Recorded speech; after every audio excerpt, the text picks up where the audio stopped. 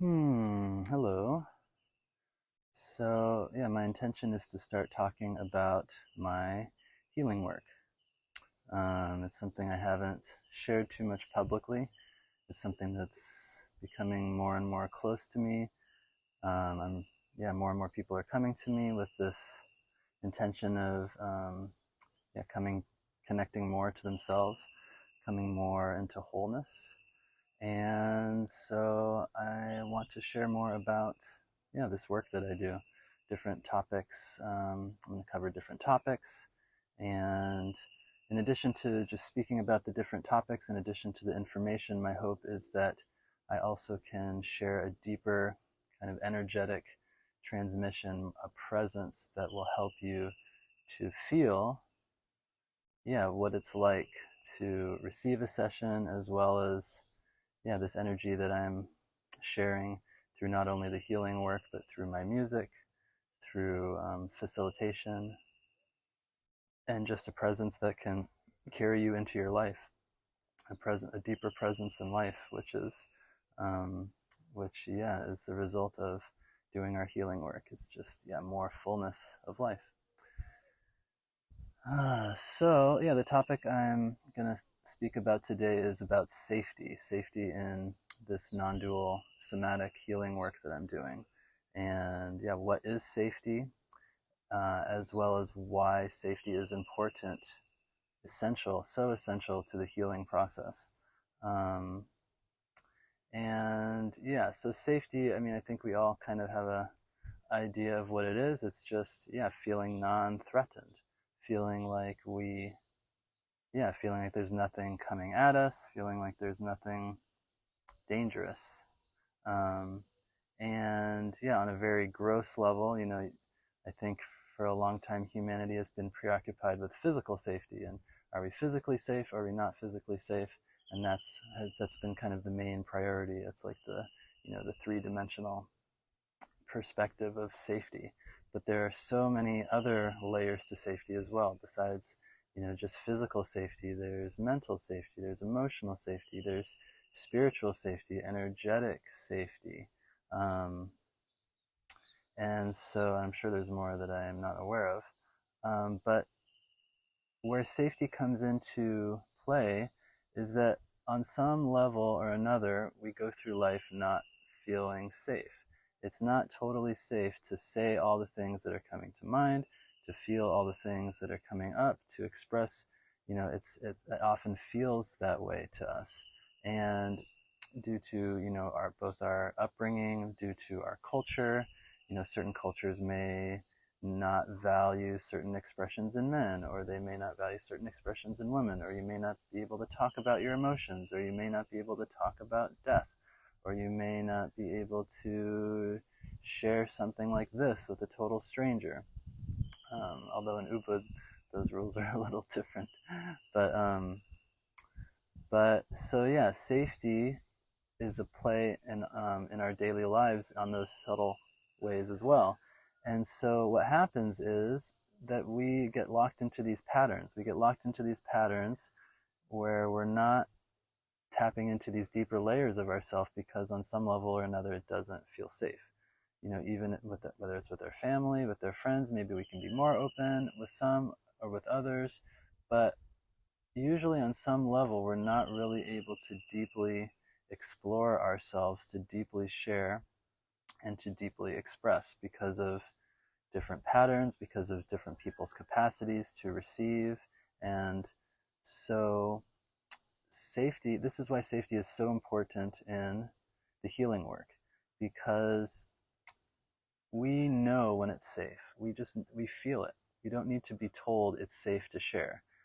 We can feel it. We can feel when there's that spaciousness. We can feel where there's that opening. We can feel when we have that inner connection to ourself, and that permission to let that energy out. And when we do that, we connect more to ourselves. We feel good. We feel connected. And so the healing work, this non-dual somatic healing work, on a deep, deep level, my intention is to create this safety. So create safety of the body, create safety of the mind, the emotions, the spirit. the energy. Um, and this allows someone to deeply relax, basically. When the body is safe, then the body can relax. It doesn't have to tense. It doesn't have to predict what's going to come next. Is it going to touch there? Is it going to move too fast? Is it going to, who is this person that's engaging in touch with me? When we feel safe, we can trust. And we don't have to think about those things anymore. And when our mind is safe, we don't have to think, am I going to be judged? Am I allowed to say this? Is this thought wrong? Is this feeling wrong? When our mind is safe, when the contents of our mind are accepted, then the mind can relax. And when we know our emotions are going to be received, when we know that there's not going to be a rejection of our emotions, then the emotions can be felt, the emotions can be released. And when the spirit can be, when that deep presence, when the spirit can feel safe, we can really let go, we can really surrender, we can really be in deep presence, we can really be deeply with ourselves, and we don't have to worry that it's weird. We don't have to worry about it. So the non-dual somatic therapy, through my own practices, through my own ability to be with myself in so many different situations, be with so many different energies, so many different emotions and thoughts, and to keep trusting, keep surrendering, keep connecting through this process of spiritual practice, and also so much experience as well in the world with, working on psychiatric units, working in hospitals, with people that are dying, with people that are grieving someone who's just died, people that are giving birth.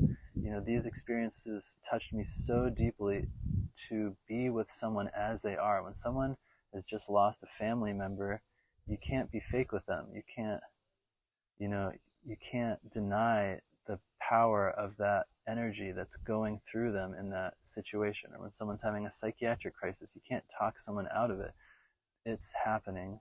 And in order to support this person, you have to be with them. You have to accept this is what's happening. You can't reject their reality. That creates a lack of safety. So through so many years of working in hospitals, I really intuitively learned that just being with someone is of such great value, is of such power, is such power.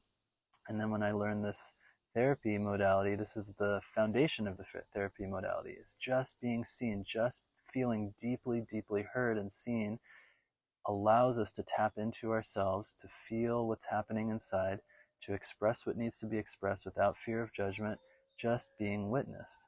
And that can only come from feeling safe to do so. Often, we might not even feel that way with our lovers or partners or our family members, but it's possible. People have been coming to me recently and having deep, deep, deep releases of things that have been with them for decades, which is just so beautiful to see. And it's always such an honor, because I know that it takes such courage and vulnerability and trust in order to tap into those feelings, to let go of those layers of the mind, to let go of those energetic guardings and resistances, and to just allow ourselves to be in our own experience. And then when we can do that, the release can come, the opening can come. And our bodies are very intelligent. They know what to do. When we feel safe, it just comes out. And the challenge is, we can be by ourselves, but there's something special about that witness. There's something special about that presence and support and co-regulation of someone else, which this therapy is so beautiful at providing. And I think is really integral to this support of the healing process. So someone was asking me last night what I thought healing was, and I think healing is just coming back to ourselves. It's just coming back to ourselves and letting go of what's not us. These stories, the patterns, the emotions that have lodged inside, these these patterns that could be so old, but they're not ours. They're from a past experience when we believed something that wasn't true. We're not, we don't deserve this. We're not good at this. That we need to do this to receive this. Those are stories that, through our family, through our culture, we can deeply ingrain in our bodies and deeply believe, but they're simply not true. We are all divine beings. We all have that potential inside us. We all have that connection to the divine every moment. The divine is pervading every moment, and this is what I'll get into later. But this is what this is what the non-dual aspect of the therapy speaks to. But when we remember this, we don't need anything else. We're just able to enjoy the present moment. We're just able to enjoy the beauty, the love, the bliss of the present moment that's pervaded by divinity. So this therapy is helping us to remember that, to shed all of these layers of things that we're not, in order to get back to what we deeply are as people that are able to feel love, express love, experience love, and peace. So in terms of safety, I think that's about all to say on the topic for the moment.